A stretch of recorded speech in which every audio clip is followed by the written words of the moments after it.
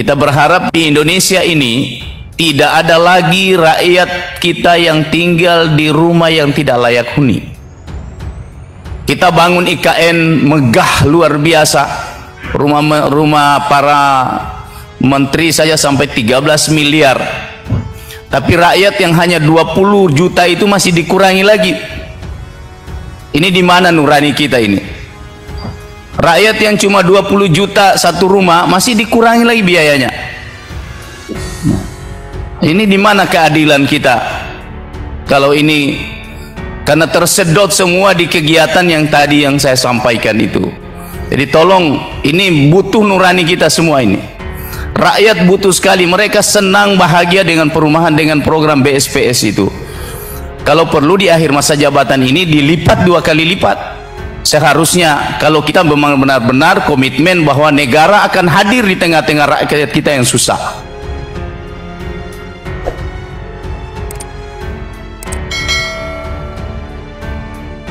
Ya, pada kesempatan ini saya juga ingin mengulangi harapan kita, Pak. Harapan kita bahwa rapat kerja RDP ini disaksikan oleh seluruh rakyat Indonesia,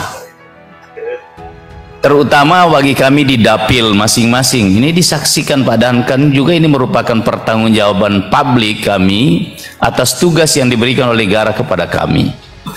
Oleh karena itu, kalau kami bicara begini nih, Pak, itu luar biasa harapan masyarakat di daerah, bahwa harapan mereka itu akan dilaksanakan.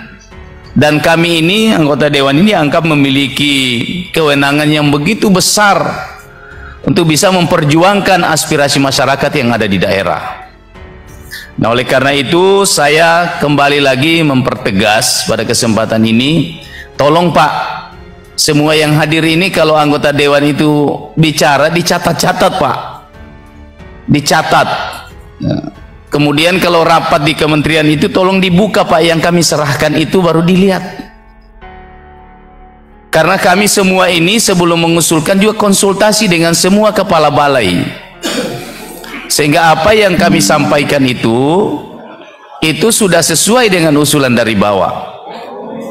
Nah, itu yang perlu kami laporkan kepada Pak, kami sampaikan supaya ini menjadi perhatian utama. Saya selalu bertanya kepada kepala balai saya kalau saya ingin mengajukan sesuatu.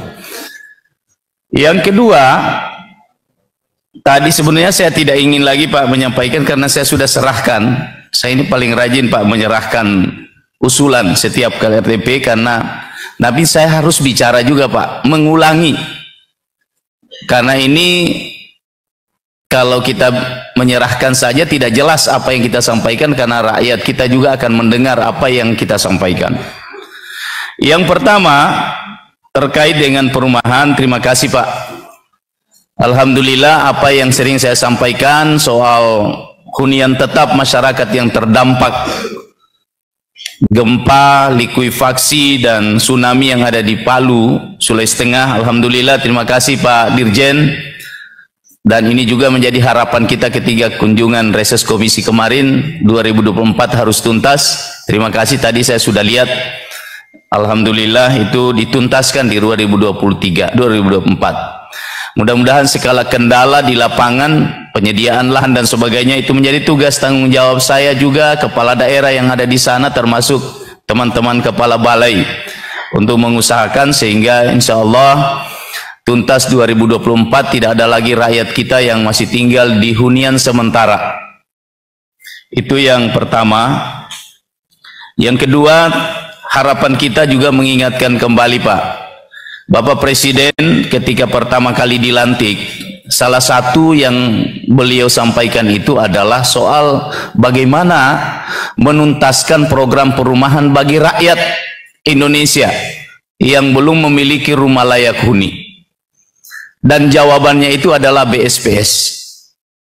Oleh karena itu tolong, Pak, dibicarakan kembali. Ini tahun terakhir dari kepemimpinan Presiden Jokowi.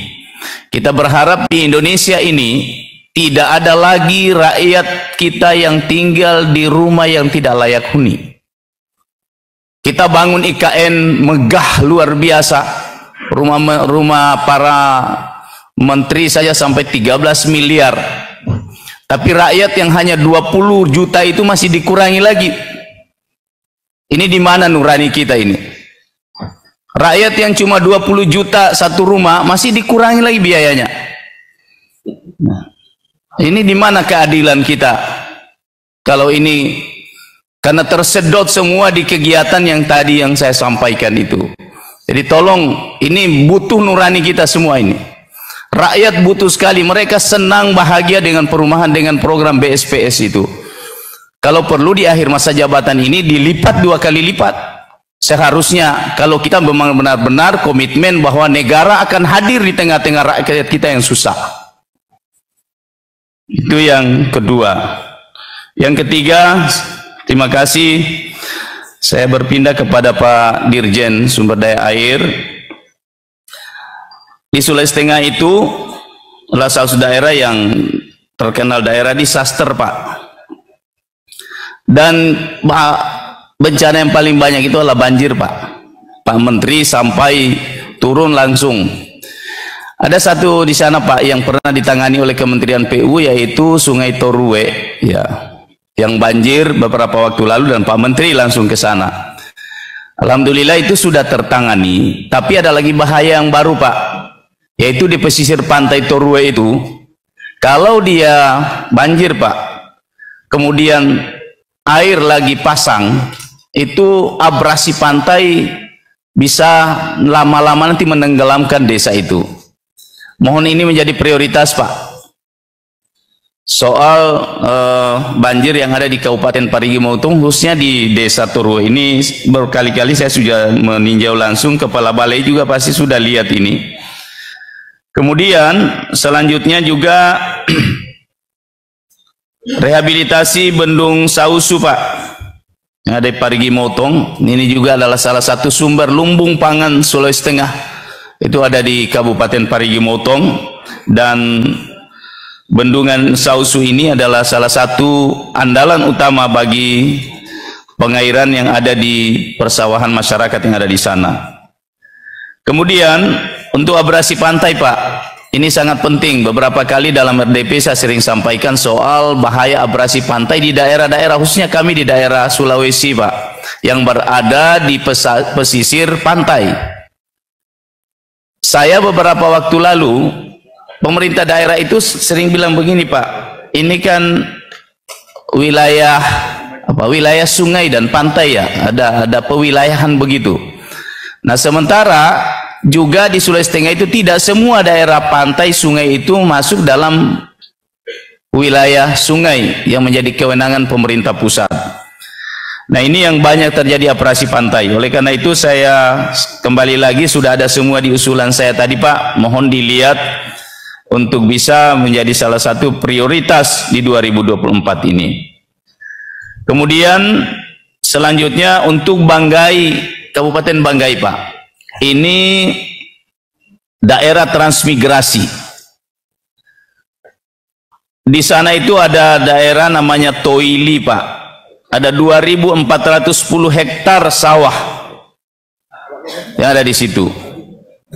Bendungannya, bangunan pembagi air yang menjadi aliran sungai yang ada di sana itu jebol tahun 2019, sehingga menyebabkan banjir dan air yang masuk pada jaringan tidak maksimal, Pak. Masyarakat, saya turun langsung dan melihat mereka berusaha baru-baru ini untuk memasang bendungan sendiri, memasang tanggul sendiri dengan mengumpulkan swadaya masyarakat, tapi juga tidak mampu, Pak. Mohon ini kalau bisa menjadi prioritas, Pak, karena ini juga sumber lumbung pangan Sulawesi Tengah yang ada di Kabupaten Banggai. Ini daerah transmigrasi, Pak. Saya kira itu beberapa hal yang saya sampaikan, mengingatkan kembali Pak Dirjen Sumber Daya Air, dan semua tadi apa yang saya bacakan ini sebagian juga saya tidak bacakan karena mengingat waktu yang sangat terbatas, jadi saya mohon untuk dibaca, Pak. Terima kasih. Wallahu musta'an. Assalamualaikum warahmatullahi wabarakatuh. Waalaikumsalam.